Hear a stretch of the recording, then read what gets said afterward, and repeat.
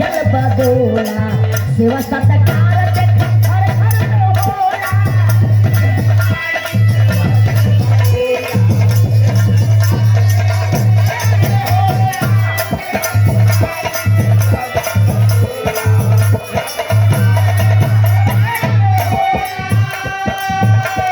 अच्छा ये बताई मलकिन छठी भूखल बारी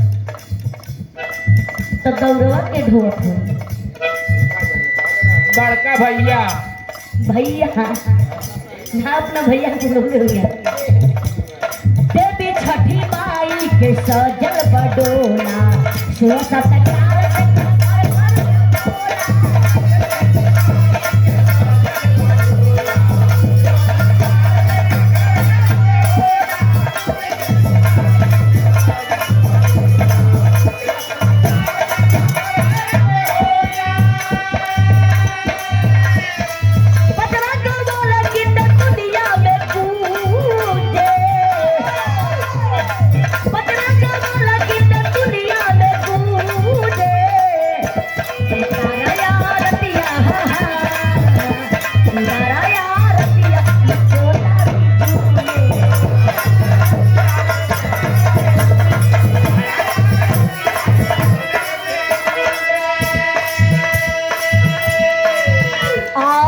केवल नेपाल में नहीं पूरे देश में जगत जननी जगदम्बा के गुणगान गवा रहा है।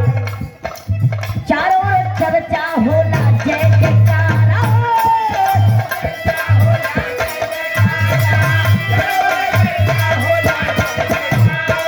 दुआ के दिनवा में दिली सहारा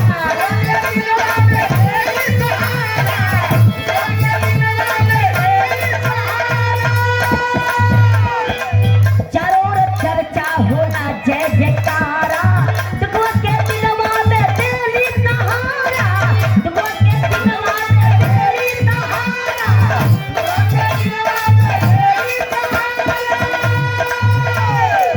महिमा बतावे समझावा एक दूत दे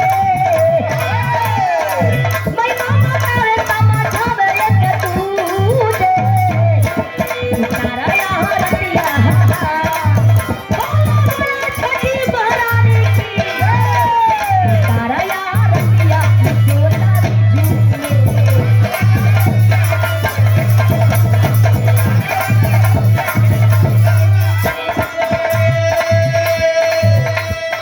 हम भक्त लोग भक्ति भजन कई तक गई लेकिन छठी माई के देवी देवताओं भी भक्ति भजन कर रहे हैं यार।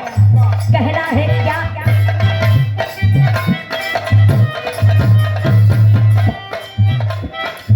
दर्शन के खातिर लोग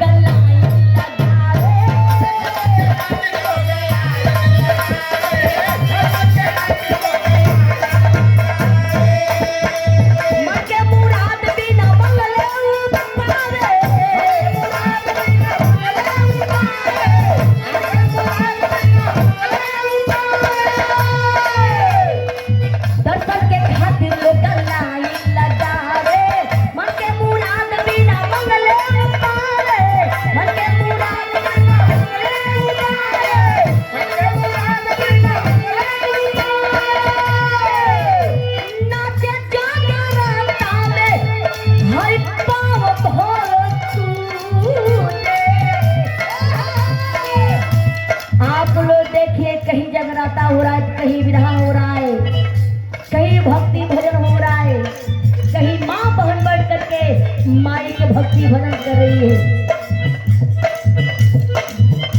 जगराता में पाँव भर तुझसे उतारा यार रतिया उतारा यार रतिया भगता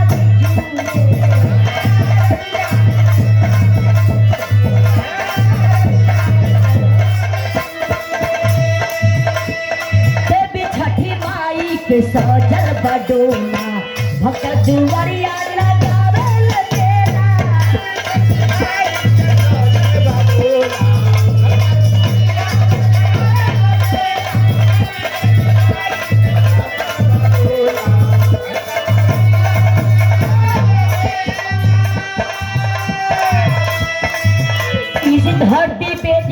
फल फूल है। माई के दरगाह में देखली यहाँ तक मुरैयो चढ़ेला, लौकियो चढ़ेला, घोड़ा चढ़ेला, लौकी कोहड़ा चढ़ेला, नेबुआ चढ़ेला, गाय सुथानी दोनों चढ़ाला, हरदियो चढ़ेला, ठेकुआ चढ़ेला। अब्बा मिली बिछानी मिली, अब्बा माँ बहन लोग चढ़ाई। बारे छठी माई के हो जितना ही धरती में फल फूल है, माँ भक्त खुश हो करके मन में बस करके अपना सेवा सत्कार कराती है, अपना था आशीर्वाद देती है। कहना है देवी छठी माई के सजल बडोला, सेवा सत्कार